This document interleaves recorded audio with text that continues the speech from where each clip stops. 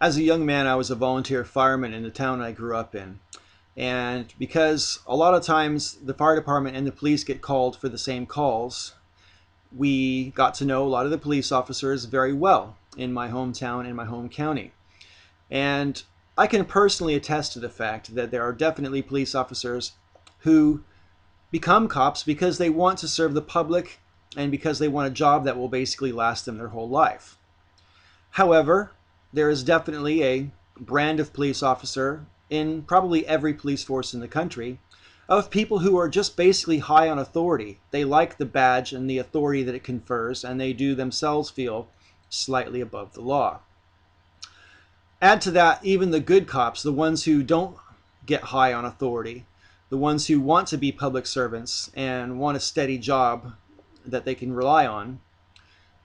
Even those ones can get very jaded because, quite frankly, being a police officer is a difficult job. And one of the reasons it's difficult is because you have to deal with the jetsam and flotsam of our society. People who are determined to commit crimes, to do harm to others, to damage or steal property, etc.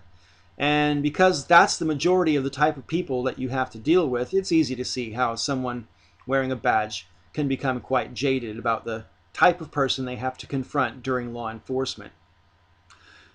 Being jaded, though, frankly, is the cops' problem. It shouldn't be the problem of the citizens. And one of the things that the Occupy movement has brought into sharp focus is how easy it is for police to overstep the bounds and use an excessive amount of force. Now, ever since cops started using tasers in a large scale way, which is about 10 years ago now, although tasers have been around longer than that, I've heard a lot of people arguing that the non-lethal nature of the weapon and the fact that you don't have to do the same kind of paperwork that you would have to do if you actually pulled a pistol out makes it easier for the cops to pull them out and use them even if it's not necessary. Now, I'm sure we would all agree that a person accused of a crime is innocent until proven guilty, and that when a police officer is trying to apprehend a suspect, if force is necessary to apprehend that suspect, they should use the minimum necessary amount of force so as not to cause injury to someone who is possibly innocent of a crime. Now, that's very easy for me to say, I know that. However, I do believe that despite the fact that it's a perilous job, being a police officer, let's be honest, cops put their lives at risk every single time they put their uniform on. However, that does not excuse misbehavior. Just because it's a hard job doesn't mean it's okay to do your job poorly. Excessive use of force against certain protesters like those at UC Davis over the past weekend really make it obvious now how easy it is for things like pepper spray and so forth to get used when they weren't really necessary. I mean, those students were just sitting passively on the ground. They weren't offering any sort of physical threat to the officers, and yet they were met with pepper spray. And I can't see any reason. That goes against my conscience. It makes me sick to my stomach when I saw that footage. And it seems to me that some areas in the country, the cops are way out of hand. And it occurs to me that we need to do something about that. Now, what can be done? Well, I don't know. My home state is California, okay?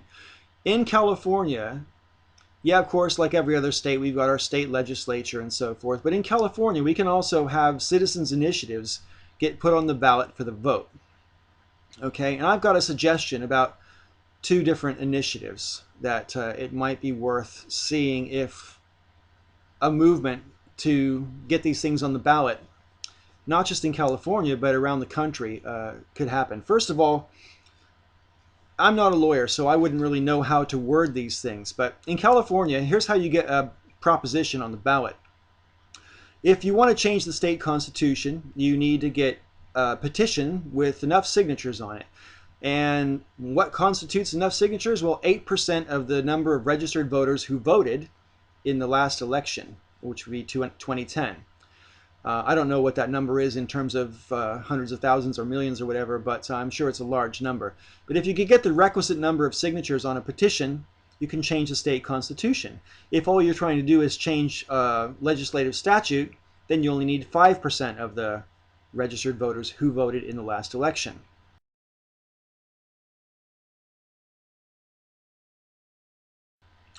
And here are two proposals that I think would be worth submitting to the public for a vote. First of all, there should be some kind of restriction on when and how these non-lethal weapons are used. And if someone's offering no physical threat to an officer, I really don't think there's any excuse for using a taser or pepper spray as examples. So